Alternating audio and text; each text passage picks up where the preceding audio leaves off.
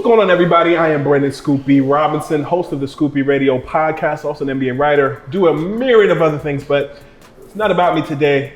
I'm here at the Lavish venue here in Queens, New York, and I'm here with a guy that I've kind of known for a little while. I got my guy Lavish Life here, and we're talking about everything today. First and foremost, how you doing, man? Scoop, what's up, brother? Man, everything's good. Things are great. Everything's great, man. Yes, sir. I've known you for about, 4 or 5 years? We could say 6. Let's call it a 6 flat. How we call it even? 6 flat. LeBron brother. is wearing number 6 next season. That's a lucky number. We'll go with that. We could go with that. We could go with that, brother. But I think the Lakers are giving him a hard time these days. He's got to keep 23. He better stay on their heels. There you go. He better stay on their heels. So first of all, we're here at your restaurant here in Queens, Lavish venue. Congratulations. Thank you, bro. Year and a half here in Queens. Year and a half. How's it feel to be a business owner? Ah, man, I can't tell you. It's a beautiful feeling. It's exhilarating, man. Every day I turn around, I wake up and I'm like, damn, I'm blessed. It's a hard road, man. Been through a lot, you know? And being urban, being a young entrepreneur and urban in this community, nothing's guaranteed, you know? So you really gotta reach. So I just continue to reach. So it's a blessing, brother. As they say on the basketball court, when you're playing defense, you reach, I teach. Facts. You reach, I teach, and you learn this lesson. Hopefully the ref doesn't call a reach and foul. You go on the line if they open the limit. Mm-hmm. You and I actually first met, I want to say 2014, at a restaurant, NFL Draft Week. Draft Week. And you were moving, or were part of the gifting suite where you had a ton of apparel. Right. Lavish Life apparel. Lavish Life apparel. You wear the stuff you like. Gotta design the stuff you like. You keep giving designers all your money, where's your creativity? Anybody could get some money and go buy something. You gotta create your own wave, you know? That's my whole thing. I want people to wear my designs, my vision. Feel me, these clothes come from me, you know what I mean? I get it. Right. Here at Lavish Life in Queens, or Lavish Venue in Queens, Queens get the money. QGTM, brother. I'll never forget, obviously, people know names like Fubu, Carl Kanai, more. Right. Damon John, Kizo, and I'm missing one guy, charges to my head, not my heart, but they're Queensboro native, and they kind of started Fubu from their basement. Fubu, right, correct, exactly. What kind of, for you, made you decide to kind of it seems like you have like a masterpiece story. You selling stuff out your trunk, you made it here. What hip hop was obviously your point of interest. Correct. What made you decide, hey, I could sell clothes and it would sell? Honestly, brother, I went out on a limb. I just tried something. I said, you know what? I like this image. Let me take this image and put it on a shirt. Mm-hmm. Once I've done that and I put the shirt on, people were asking me, man, what's that shirt? Where'd you get that from? What's that about? Mm-hmm. And I said, man, this could be something. This was in the interim. This is before I even knew how to make a clothing line or what it entailed to make a clothing line, rather. And it basically just started from that. It just started from a sandbox idea. Just wanting to be important. You know what I mean? Mm-hmm. Just wanting to be important. That's where it all derived from. You talked about the gifting suite where we met. Who was, I think, from just doing a little research on you, you're working with a boxer. You've worked with Lance Stevenson, former of the Lakers. He's now overseas. Correct. What was the infancy stages of kind of getting your clothing line off the ground? Was it hard? No, because you know what it is too? Those guys are pretty accepting, you know? So if you can get in the atmosphere where they are, then they're listening. So Lance was a pretty easygoing brother. He was geared towards the clothing. He's an apparel kind of guy. Mm-hmm. So the minute he saw it, it struck him. And we just kind of went back and forth like that. So it was simple. It was really it was effortless. Did you hoop? I hooped for some time. High school. Where'd you go to high school? Basketball. Thomas Edison High School. Okay. Jamaica, New York, right across from Jamaica High School. Mm-hmm. Yeah, on Hillside. Thomas Edison High School. I hooped junior varsity, up and coming until my 11th grade, was it? Mm-hmm. And then my focus just kind of shifted into like a more technical plane. Okay. I've got into website building and building of computers, things like that. So it kind of shifted from basketball. Were you more of a 1, 2, 3? Where did you have the 2. Okay. I was the 2, but I was destined to be the 1. Okay. I wanted to run the point. I wanted to run to control the team. That was like my main thing. Coach wasn't having it. I was too tall. Okay. Just a little bit too tall. Okay. I had the skill to do it, but I was just a little too tall. Your point of entry into the kind of the clothing lane, I would imagine you knew a lot of people going in, so it wasn't easy to put clothes on backs. Right. Yes. Not at all. Still not at all. You could know people, you could know a ton of people, but to get them interested in what you're talking about is a whole nother monster. You know what I mean? Where can they find your brand on Instagram? Instagram, I'm on @TheLavLife, TheLavLife2 on Instagram. Okay. And we're TheLavLife.myShopify. That's our online site. A lot of people are running on Shopify now. They're moving their apparel. I guess it goes all warehoused out. Right. How intricate has that been for you? You know what it is? I'm actually sourcing now. Okay. So I'm sourcing overseas. And I'm dealing with a good friend of mine. His name is Randy. He's from Godspeed Clothing. Yeah. Good guy. So he's been helping me out a lot. We've been doing a lot of designs and just pretty much coming together. So outsourcing now through I think it's China or it's Indonesia. It's rough because customs is giving us a lot of trouble now to bring this stuff in. But when I was on a local level and I was making t-shirts right here, it was a lot easier. It's just the quality. I had a problem with the quality. Like I would sell somebody a shirt and 2 months later, they would wash the shirt a few times and the shirt would be fading, you know, and the logos and the tags weren't authentic. That's because they was using that corner store soap. Corner store soap. That's the that cheapest detergent. You know how you get the snuggle with the Chinese writing on it? Right. They didn't get the official. They didn't get the Tide or the Gain, brother. So to go back to my question, you said you were working with a boxer. Paul Mitchell. Okay. Right. What are you doing? Paul Anthony. Paul Mitchell's his trainer. Are you doing more trunks or? I'm actually designing his robe and his trunks. Okay.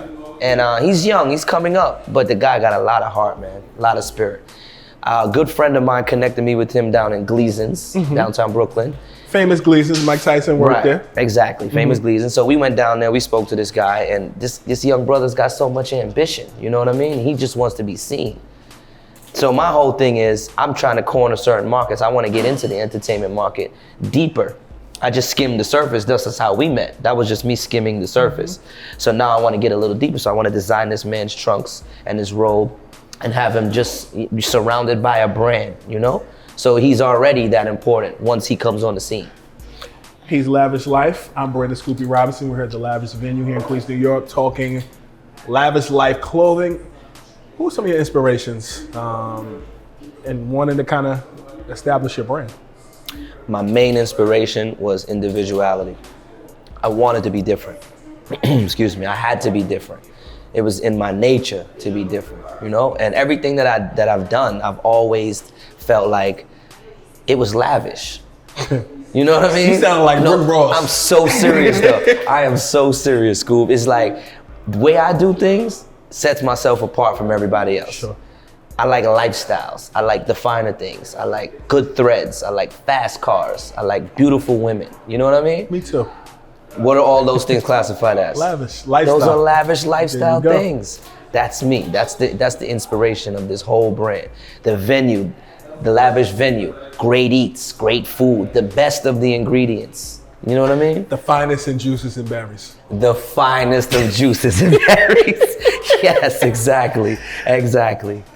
So when you kind of touched on just the kind of the definitions, but I was asking you specifically. Right.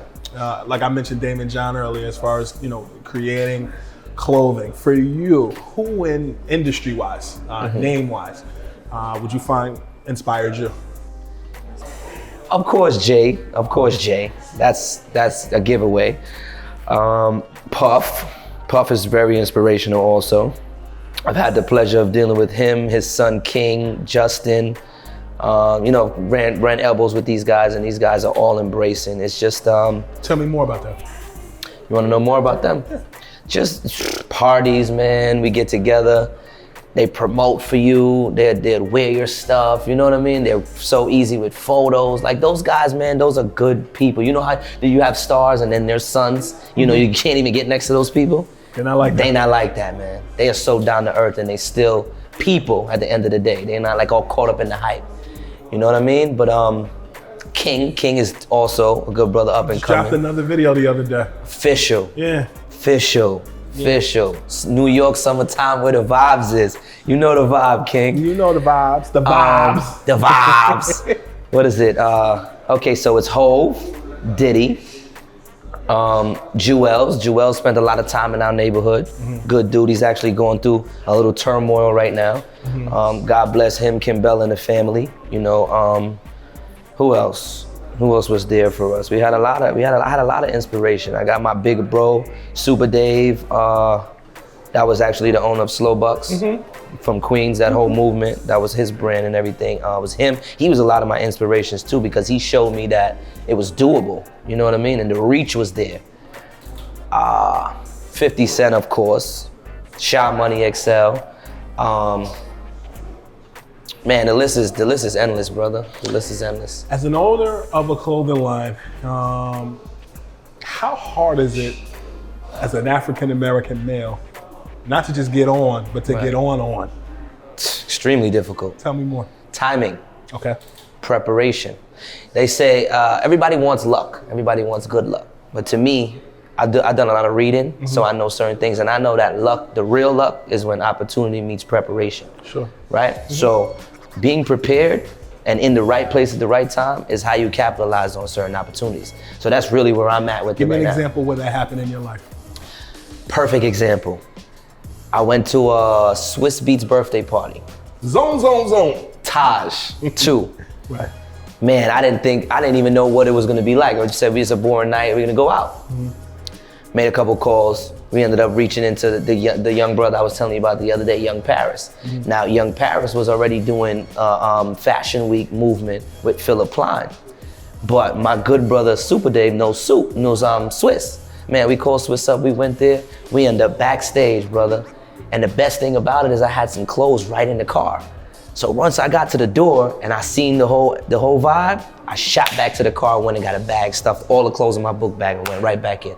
From the time we got backstage, I was able to put the clothes right on Swiss, right on The Weeknd, right in these guys' hands, you know what I mean? And it was just like the best timing for me. So back to where I said preparation meets opportunity. If I didn't have those clothes made in the car and on me, how was I gonna be able to hand them over to those guys in that moment? Follow-up question. You talked about getting clothes on guys, and I kind of gave the imagery early on about, FUBU, and kind of, for those who aren't familiar, who those were tardy to the party, they were putting clothes on LL, and then that's how it kind of hit. And this was pre-Instagram. Right. For you, how does the putting on the clothes of the celebrity transfer over to money?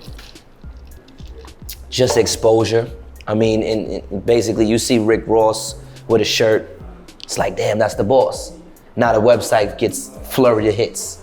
Hits come from all over the world. They post a picture, those pictures immediately go viral. So in return, to start putting on the clothes brings your sales, boosts your sales, spike your sales. Right away? Not right away, gradually, depending on who that star is now.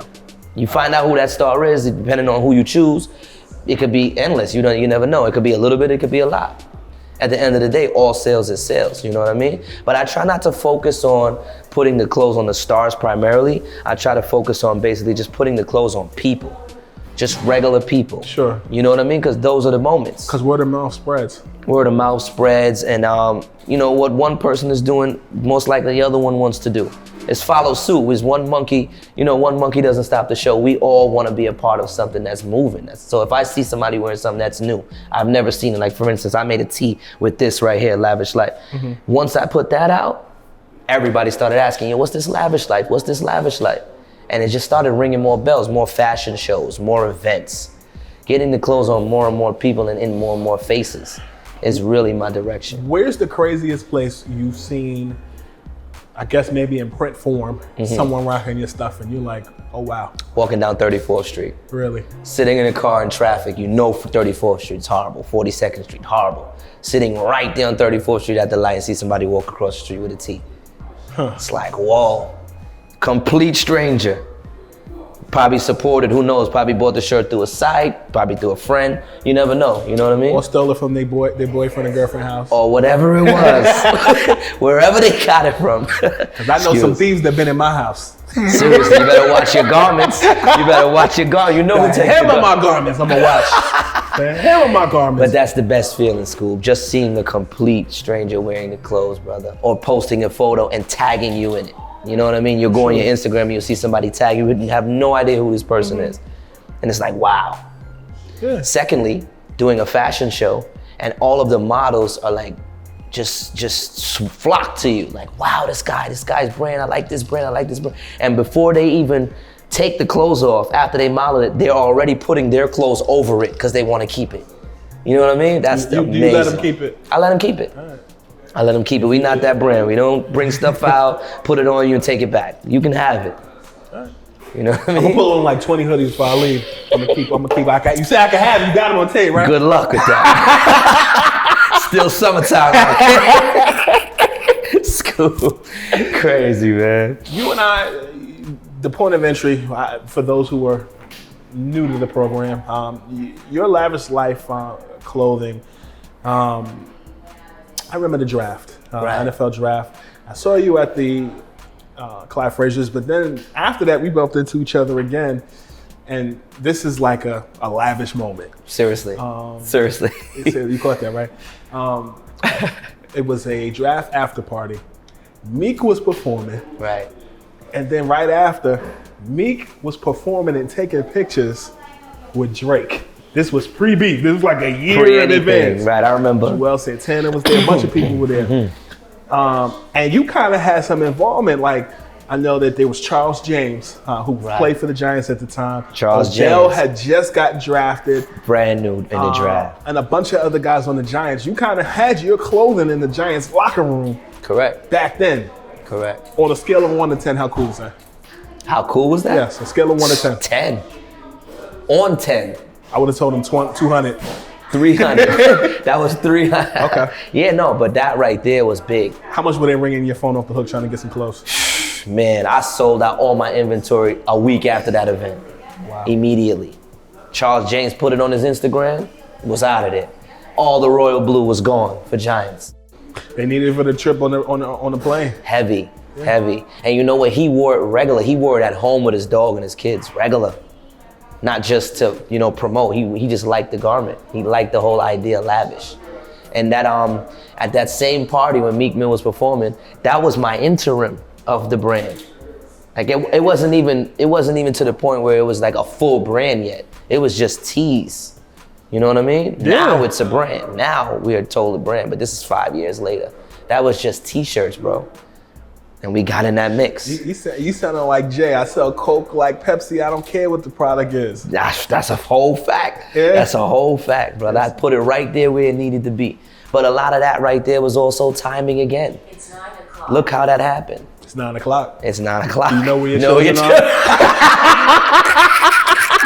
Don't cut that out. I knew you was gonna say that. I knew you was gonna say that, bro.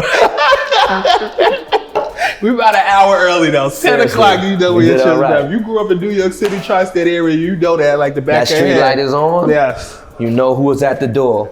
Mama Love. I was talking about Fox 5. Oh, the news? It's oh, 10, you know what shit. they do is 10 You better talk o'clock. about Eyewitness News. That's Big 7. Channel you know 7. that's Big 7. Yes. Yes. Yes. You're not just doing clothes. There are some other things you're doing these days. Correct. Tell me more. Man, Scoob, where you want me to start, brother? What you want me to do? I'm sorry. What you want to talk about? I'm into production. Okay, tell me more. I want to get heavy into production now. Okay. Lavishly Unique Production Company. That's my new production company I'm starting up, and I'm powering this web series that I actually wrote myself, which are 3 seasons in. 3 seasons in, matter of fact. Shout outs to Bravo, shout outs to Netflix, and shout outs to Sycamore for the interest. You can't Netflix and chill with that. Oh no. No, if you Netflixing and chilling this, we watching streams. Know that. Tell me more. Yeah, so basically Lavishly Unique Productions, and I'm trying to get into releasing this urban content. I'm trying to release a lot of urban content so a lot of these film companies could start tapping into the market that they haven't been able to tap into. Insurance fraud, people cracking credit cards. fraud, cracking cards, like they say in Chicago, cracking Yes. cards. Just the whole thing, just the whole inner community things that they don't know about. They know a piece of it, but they don't really know how they work. You know what I mean? We're trying to get into that. That's what Lavish Unique Productions is about. You find a lot of times with production these days, or just television. I mean, if 50 Cent has power, and it kind of represents to some people what it goes on in the African American community.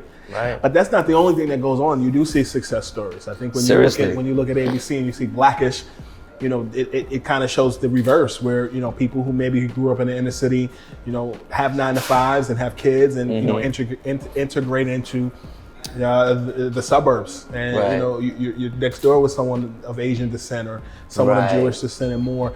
What kind of stories are you telling? I'm basically telling friendship stories where you know how coming up you got these good brothers that you grew up with, and the minute you take a turn, now you're acting funny. I got stories like that. I got trust issues. You ain't acting funny, are you? Never. I've never. Everybody who I've been with is day one, still with me here right now. And if they not, they know why. Okay. But trust issues. Sure. You know what I mean? You know I how hear you, Drake.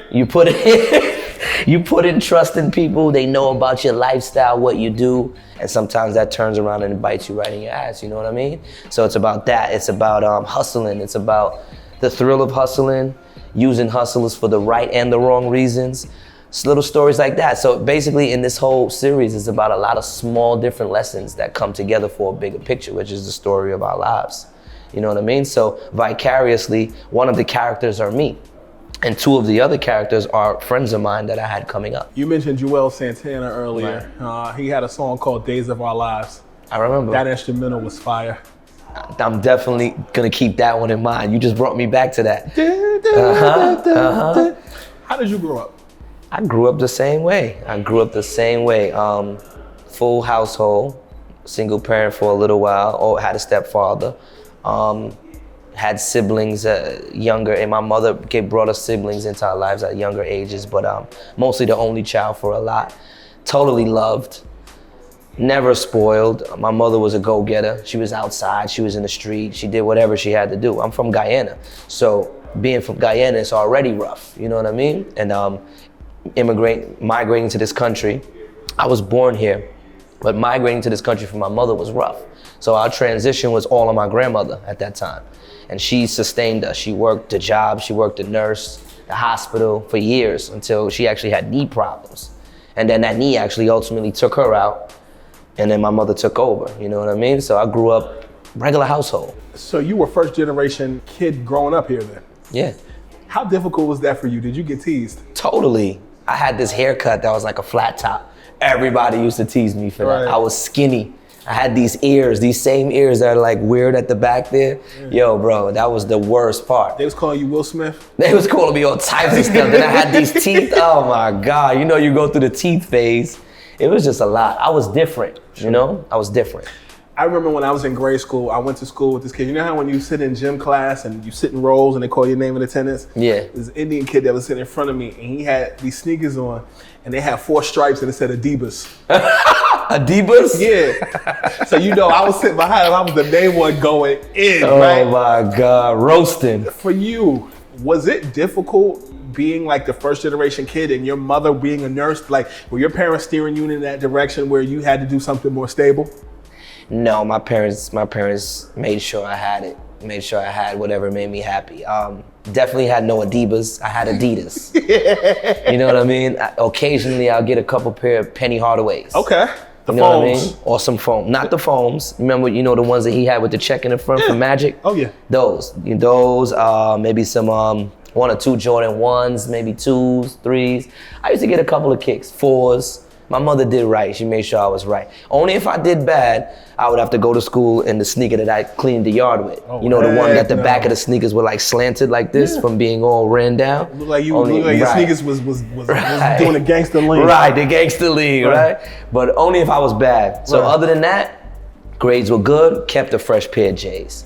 But career-wise, you being a first generation here and your mom being a nurse and blended family, did your parents, obviously they pushed education. Right. They pushed you to do something in a more stable career, like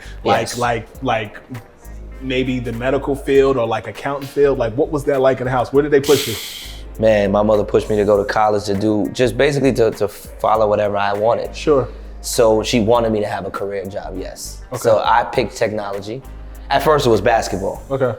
But that didn't really work out to the max. So then I chose technology. And once I chose technology, she wanted me to basically find my career in technology. Surely. And when it didn't work, when I made the transition and decided to go left, because that's what they call it. If you don't want to go to school or go to college, you're going left. So when I went left, it was a tough transition. She wanted me to be the career guy, you know, work the job, have my family, be grounded, and do all these things. And I know why, because of the story of her life. That was her. But you know how that goes. Firstborn is what? Mirror, carbon copy. The guinea pig. I'm the carbon copy, brother. So I'm just like her. No matter, she couldn't deviate from that. And at one point, she had to accept it, you know, because I had a drive that you couldn't pacify. I remember my first job. I was 6 years old, punching the cash register, 125th and Lenox at my family's shoe store. Right. What was your first job? C-Town. What? C-Town. I used to pack bags at C-Town, and the guy, my boss, was like, damn, man, you doing such a good job. You want to work here?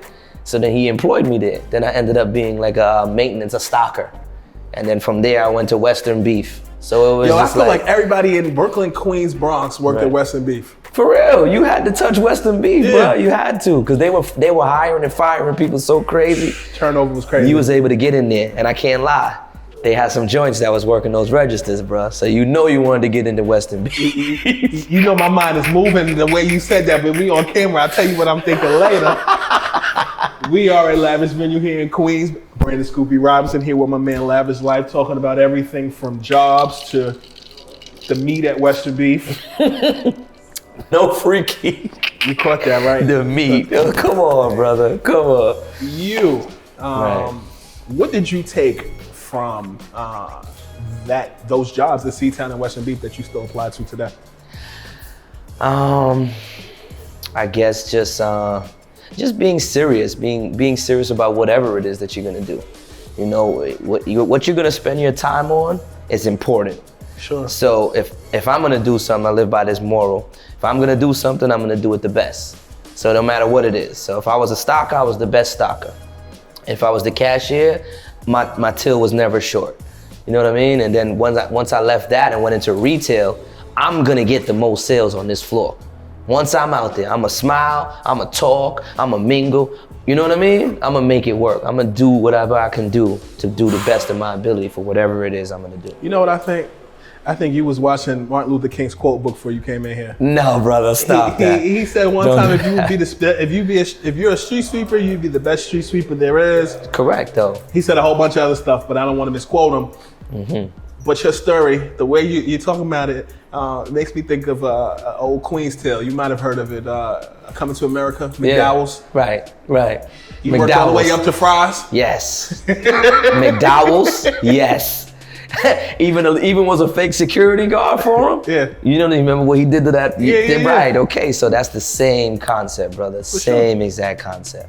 There's no limitations on what it is, and then I'm also comfortable within myself. So whatever the next person's thinking, that's what they thinking. I'm doing what I'm doing, and that's what I'm focused on. Best piece of advice you ever received? Best piece of advice is believe in yourself. Power yourself. Fuel yourself.